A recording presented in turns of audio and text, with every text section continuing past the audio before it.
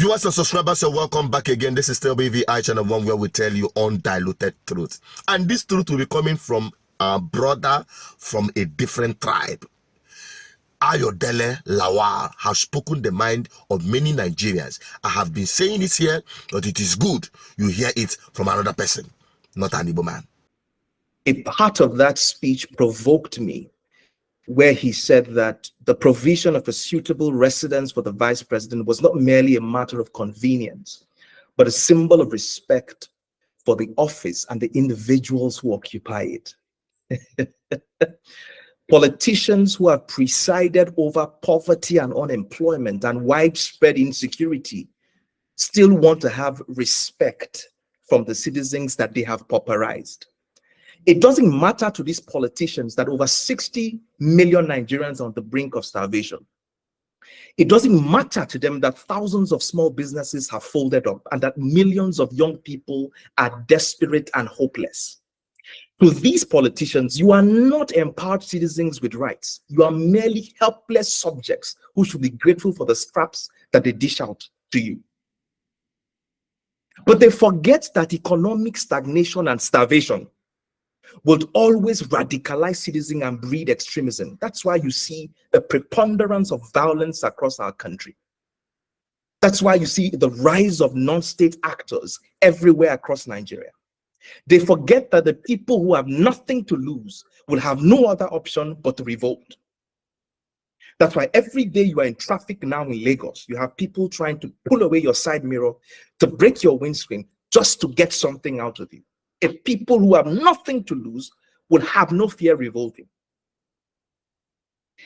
How can you have a country where there is over 40% of food inflation and the priority of the elite class is to be funding white elephant projects that add no value whatsoever to the Nigerian people? Yet they have kept tariffs high on the importation of food.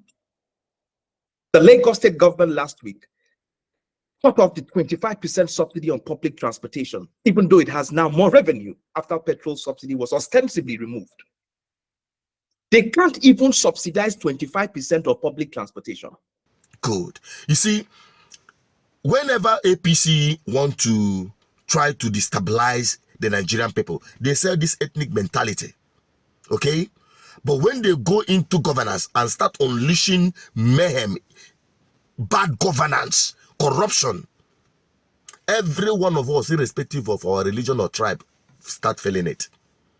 But I'm so happy to be hearing it from different quarters, from the north, from the east, from the west, from the south. Everybody's saying the same thing against this government.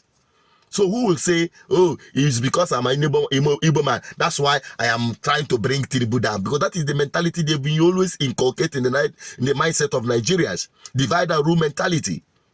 But thank God it's coming from this brother. And what he said is exactly what we've been saying. Senseless people never do well of a political class, misleading Nigeria and sending them to their doom. And we are still on the top of the matter. Minimum wage.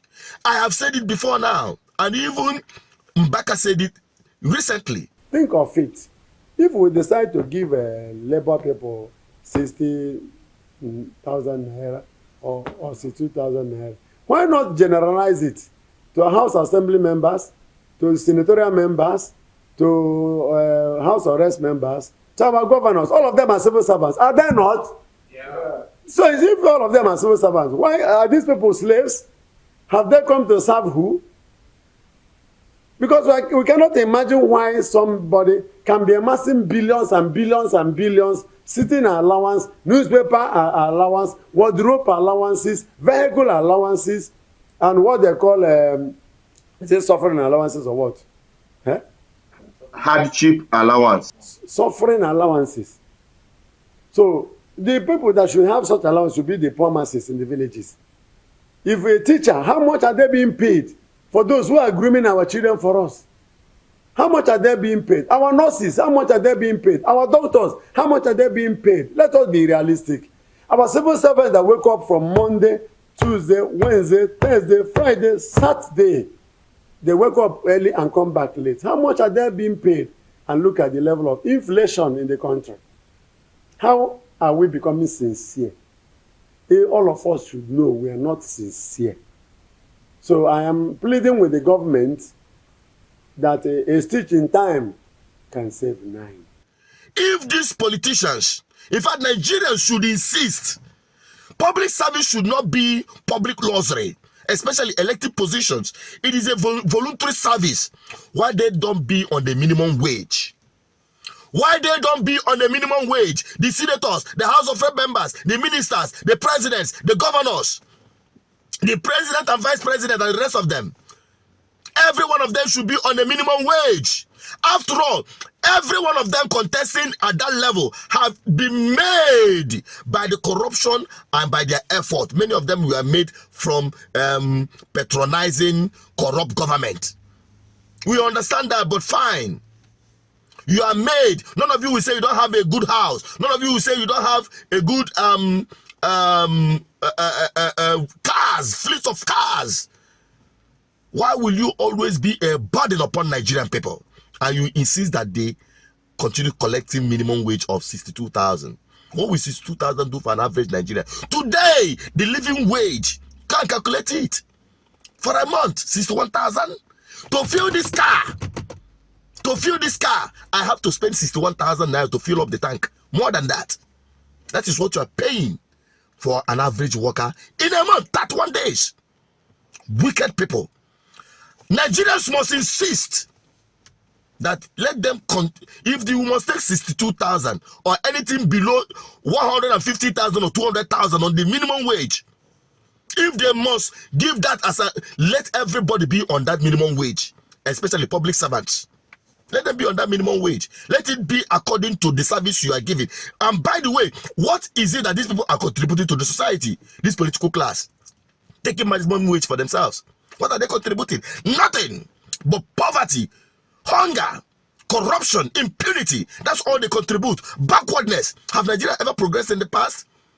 Any little progress we've made, they have destroyed it, especially in the last government of Buhari and now the current one, Tinubu. We've been on the backward, fast forward. This is the case of animal farm. And in animal farm, it is the law of the jungle. Eat or get eaten. And Nigerians have been eating enough. It's time they say no and enough of all this. Let me keep it at that. What's your take on it? Help me share this video and subscribe for more. Bye-bye for now.